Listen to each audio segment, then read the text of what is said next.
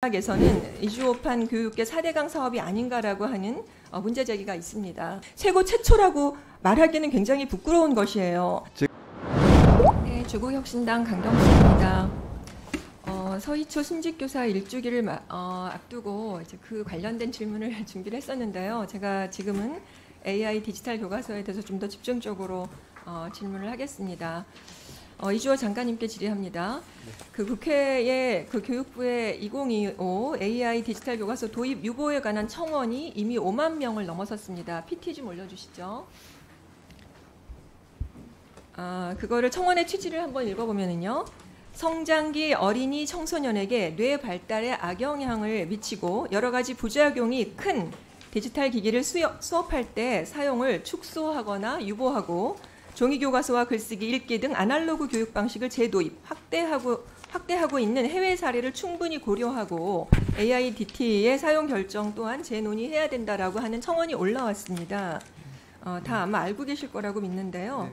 장관님, 네. 국민들이 왜 이렇게 많이 동의했다고 보십니까? 이런 청원에요?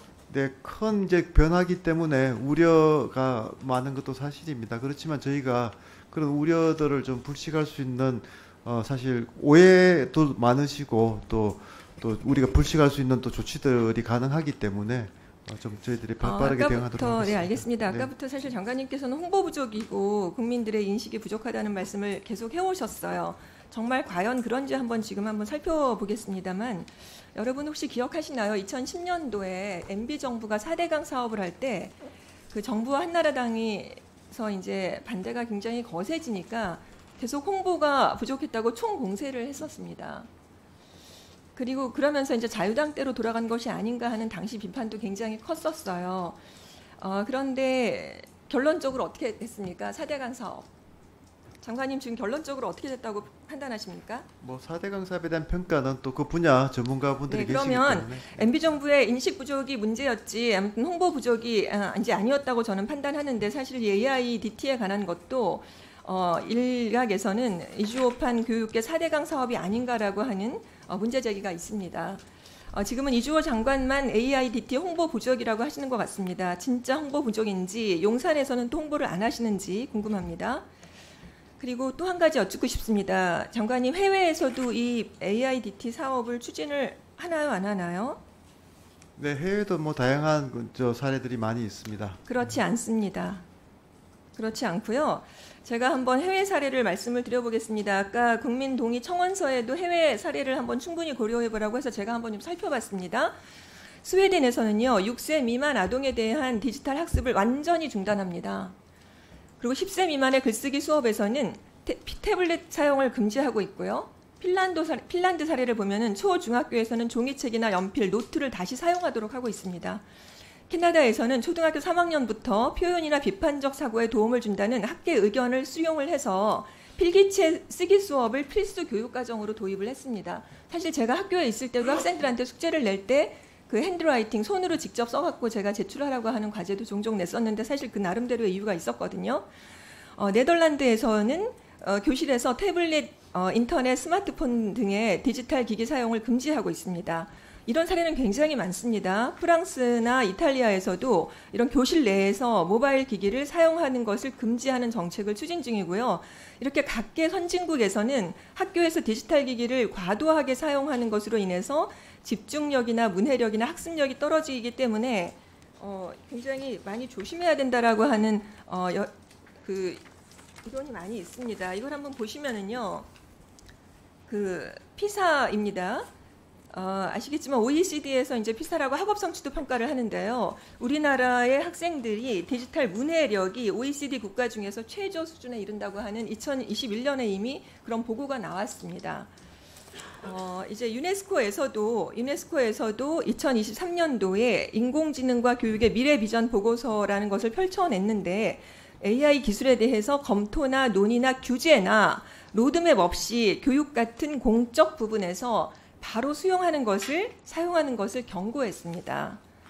실제로 여러분 아시겠지만 그 마이크로소프트사 창업한 그 빌 게이츠도요, 자기 아이한테는 스마트폰이라든지 컴퓨터 사용을 그거보다는 책을 읽을 것을 많이 권고했거든요. 그 컴퓨터 사용을 굉장히 하지 못하도록 본인의 자녀에게만큼은 그렇게 교육을 했다고 합니다. 그래서 이렇게 여러 가지 말씀을 드리는 이유는 이 사업이 실제로 얼마나 효과가 있을까. 정말 아까도 박성준 의원님께서 말씀하셨는데 AI에 관한 어떤 기술진들, 엔지니어를 길러내는 것에 목적이 있는 것도 아니고 어떤 활용면인데요.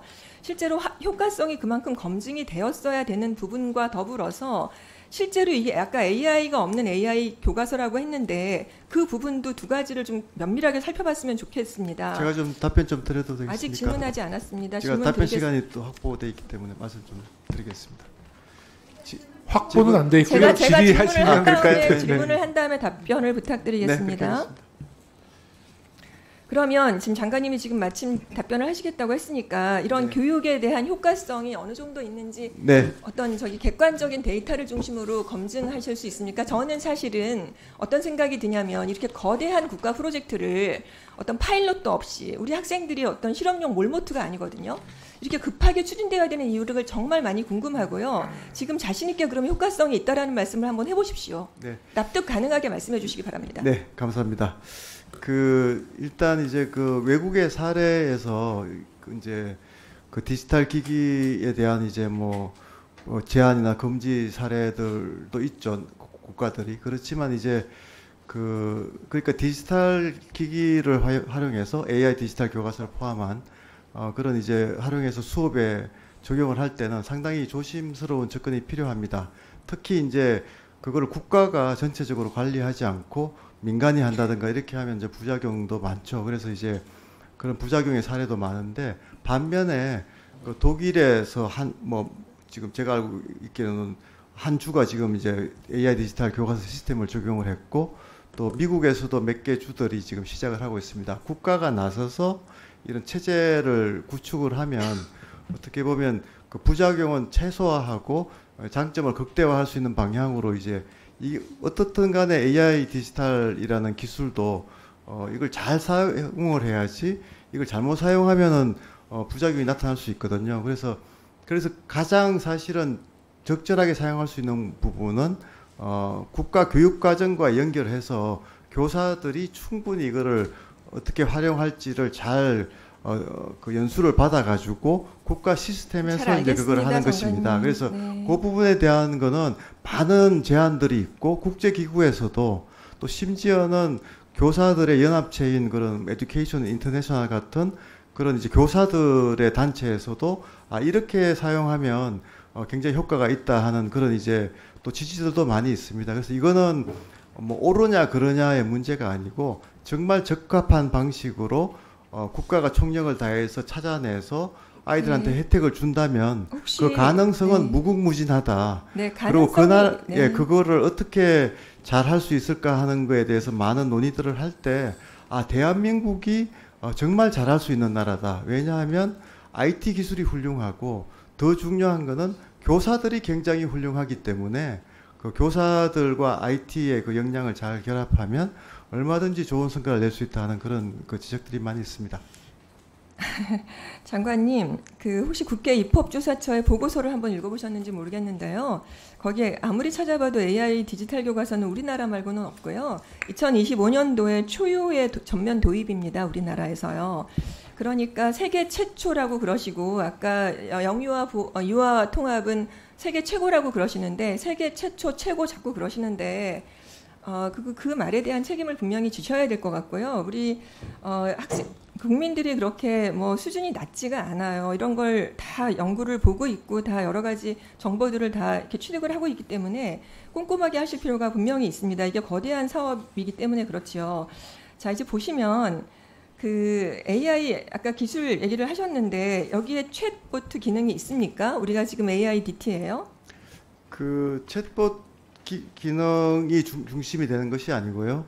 그 아이들의 그 역량을 잘 파악을 해서 한 명 한 명에게 개별 맞춤 컨텐츠를 제공하는 알겠습니다. 기술이 기본이 되는 것입니다. 그 얘기는 아까부터 사실 굉장히 많이 반복을 하셨는데요. 사실은 유사 AI입니다. 이것이 바로.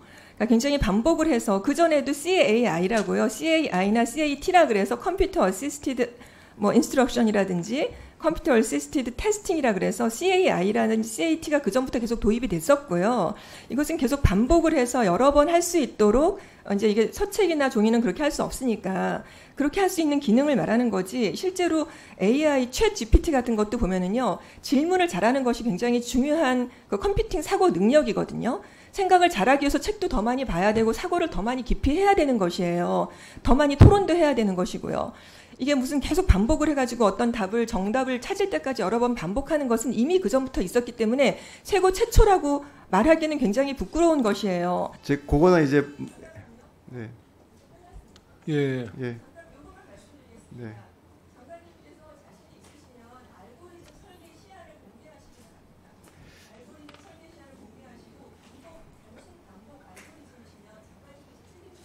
네.